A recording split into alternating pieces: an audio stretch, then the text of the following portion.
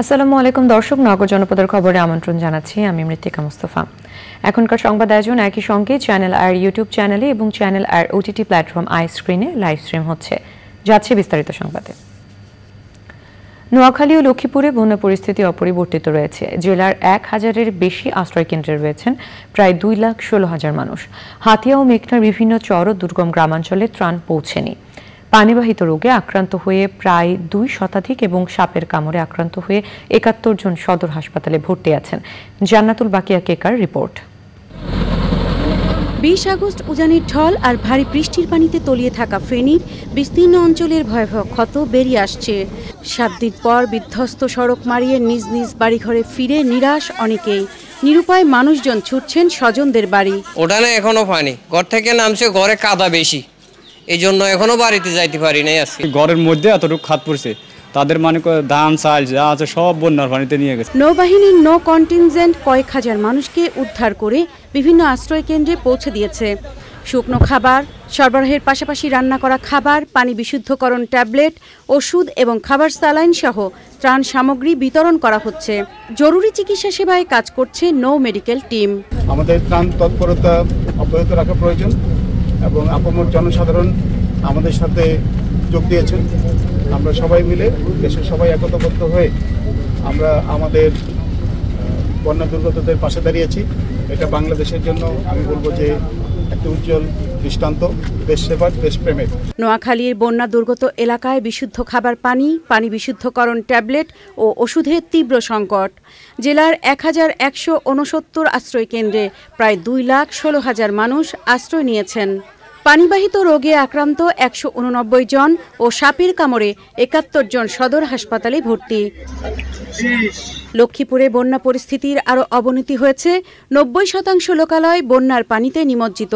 সদর উপজেলার 180টি আশ্রয় কেন্দ্রে আজ থেকে রান্না করা খাবার বিতরণ করা হচ্ছে। কমলনগরে পানিতে ভেসে গিয়ে হৃদয় নামে এক কিশোরের মৃত্যু হয়েছে।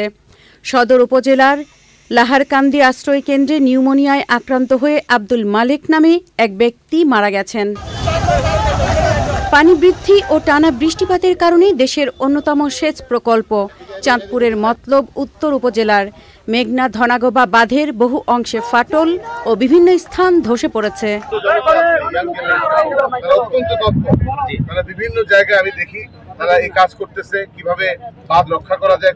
কুমিল্লার গোমতীর বুড়বুড়িয়া এলাকায় বাঁধ ভেঙে প্লাবিত হয়েছে উপজেলার বিস্তীর্ণ এলাকা।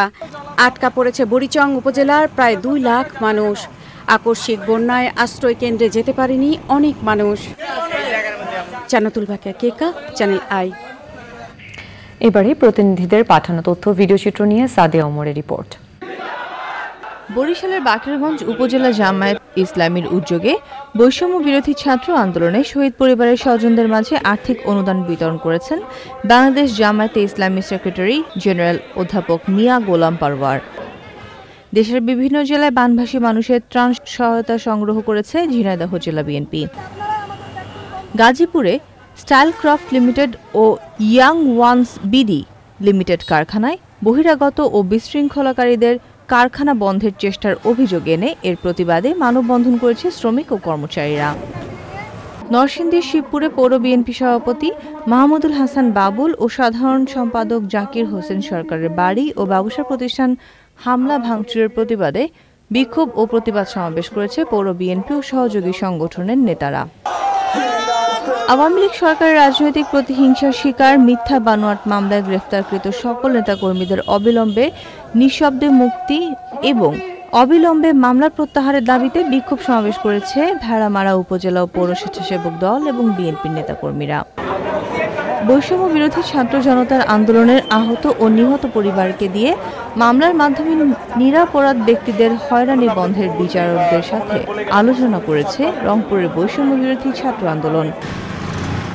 গাইবান্ধার গোবিন্দগঞ্জ মহিমাগঞ্জ সড়ক সংস্কারের উদ্যোগ নিয়েছে গাইবান্ধা জেলা জামায়াতের সাবেক আমির ডক্টর আব্দুর রহিম সরকার। ঝালকাঠিতে বৈষম্য বিরোধী ছাত্র আন্দোলনের শহীদ পরিবারের মাঝে নগদ অর্থ সহায়তা ও ছাত্র জনতা ঐক্য সমাবেশের প্রধান অতিথি ছিলেন জামায়াত ইসলামী সেক্রেটারি জেনারেল ও সাবেক এমপি অধ্যাপক মিয়া গোলাম পরওয়ার। শেরপুরে রাজমিস্ত্রি সাজ্জাদ হোসেনের হত্যাকারীদের দ্রুত গ্রেফতার ও বিচার দাবিতে মানববন্ধন করেছে এলাকাবাসী। Sadia Omar, channel I. দর্শক, নগর জনপদের খবর আজকের মতো এই পর্যন্তই। পরবর্তী কৃষি সংবাদ দেখার আমন্ত্রণ জানিয়ে শেষ করছি। ধন্যবাদ সবাইকে।